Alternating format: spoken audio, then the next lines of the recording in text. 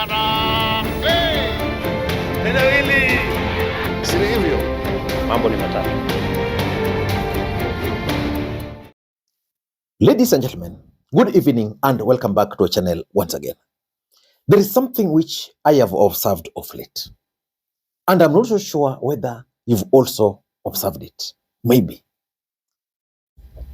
William Ruto is no longer responding to Rigathi Gachagua the way he used to do before. Kuna mtu anatangaza ati ametoa taarifa kusema ati serikali ilipanga wahuni na watu wa kubomoa biashara na kuharibu biashara na kuchoma biashara ya watu wa jamii moja. Kama huyo mtu ni mwanaume kamili, atuambie hawa watu ni kina nani.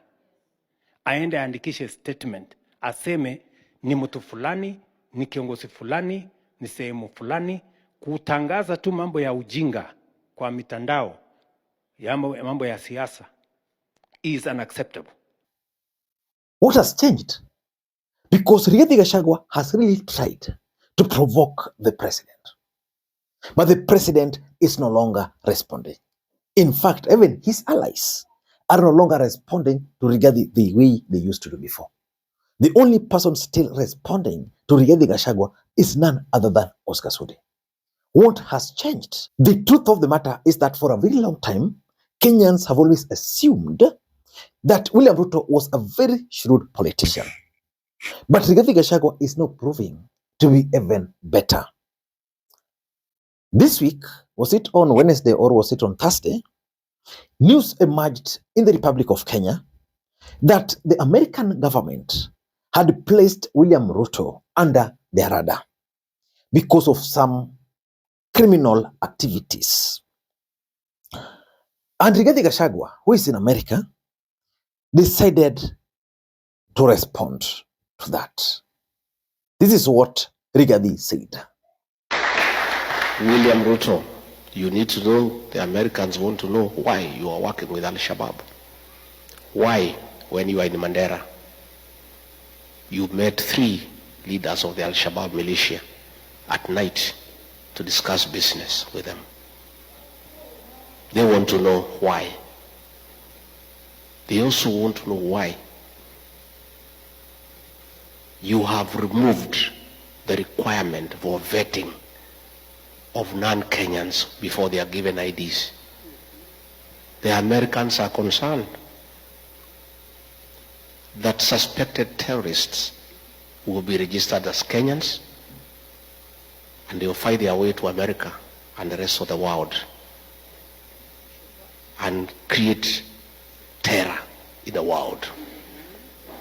Your decision to suspend vetting of foreigners before they are given registration in Kenya is a threat to world security.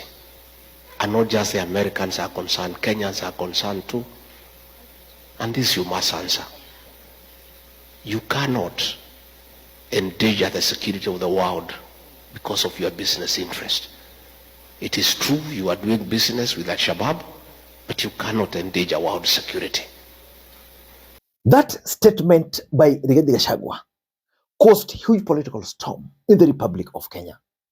Kipchumba Murkomen and Professor Abraham Kithure Kindiki responded to Rigathi Gachagua by suggesting that Rigathi Gachagua was going to be arrested immediately he lands into the country. I saw another man who sat where you are sitting the other day, disparaging our country, talking about issues of insecurity as though it's a joke, to the extent that he's talking about, he thinks that he's going to parade issues of terrorism in America for him to get votes. Your Excellency, we want to say without fear of contradiction, because he has said he has information and he knows and he has an agent who is sitting in meetings with Al-Shabaab, as soon as he lands in Kenya, he must record a statement to tell us exactly which meetings he's doing with terrorists. This country, you know, we have joked for far too long. Lakini Lakini bahati mbaya na mtu kumbavu kama huyo alifataje kukaa kiti kama hii jamani? And yesterday we did an analysis about that statement by Kipchumba Murkomen. So today, Rigathi Gachagua has dared Kipchumba Murkomen.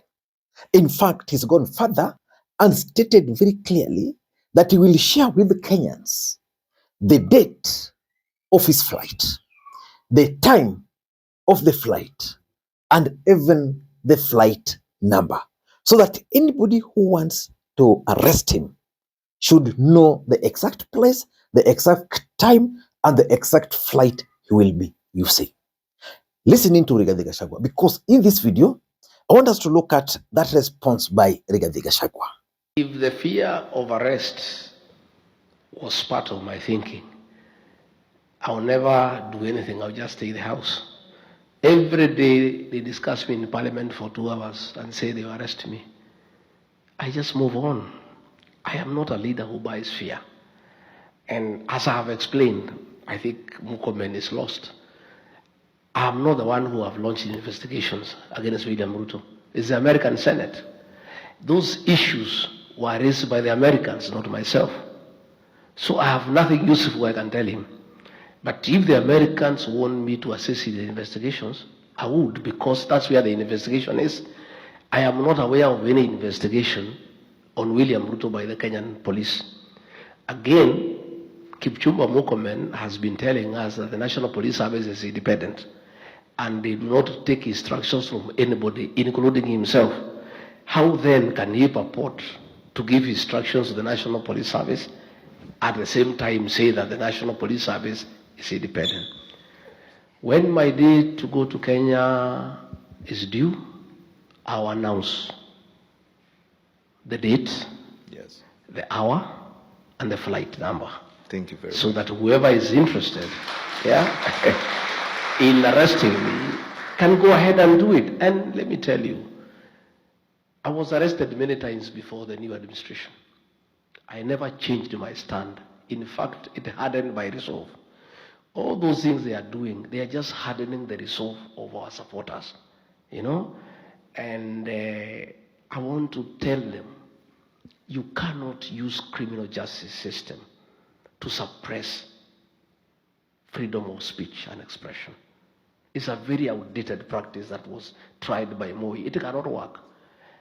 I don't think by him threatening that he can arrest me can make me not express what I need to.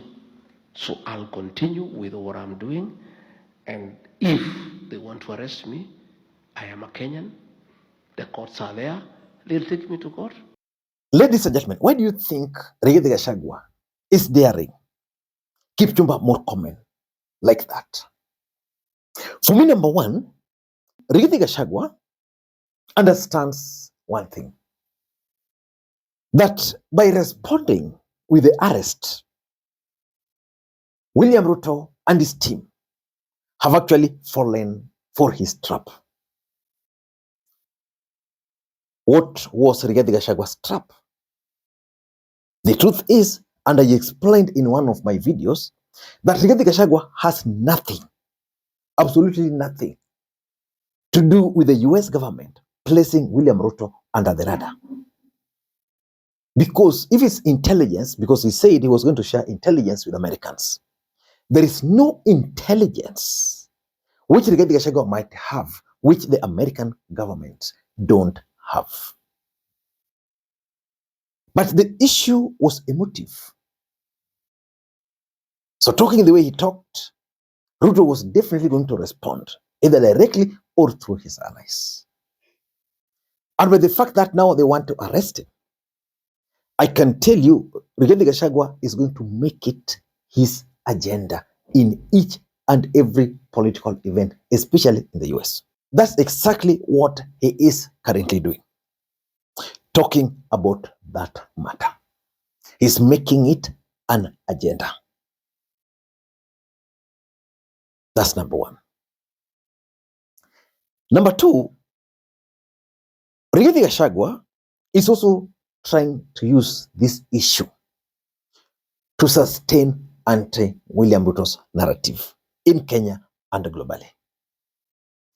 There was a time I remember when I explained to you guys here that the term, that the one-term movement, which William Ruto and his brigades were brushing aside at the initial stages, had the ability and the capacity to actually explode. Why? Because I explained at that time that one-term narrative is easy to maintain because, or to sustain, because there's nothing really. You just tell people wakienda mahali one term, one term, one term, one term. That's why even when Harambee Stars started playing the first game, the government bought all the tickets because they feared Kenyans going there to sing one term. That's exactly what Rigathi is doing with this issue of US putting Ruto under the radar. They can easily sustain it because they don't need to go to the public rally, to any public rally. They don't need to organize anything. What Rigathi can do, he can just address people and talk about it, and it will be aired. That way, he's able to sustain the anti-William Ruto's narrative. Number three, Rigathi Gachagua is also using this issue to achieve one main political objective: portraying William Ruto as unwanted in the eyes of the US government. And how is that significant, politically speaking? There is a general consensus that William Ruto became the president of the Republic of Kenya, courtesy of the US government and the British government. And there were also the stories that the two superpowers had actually dumped William Samoei Arap Ruto. So by placing Ruto's government under the radar, Rigathi Gachagua is taking advantage of that. And therefore is portraying that image, that this man is unwanted.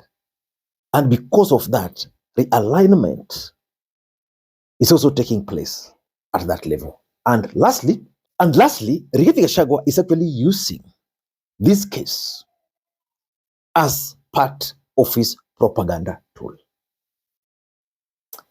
The truth is,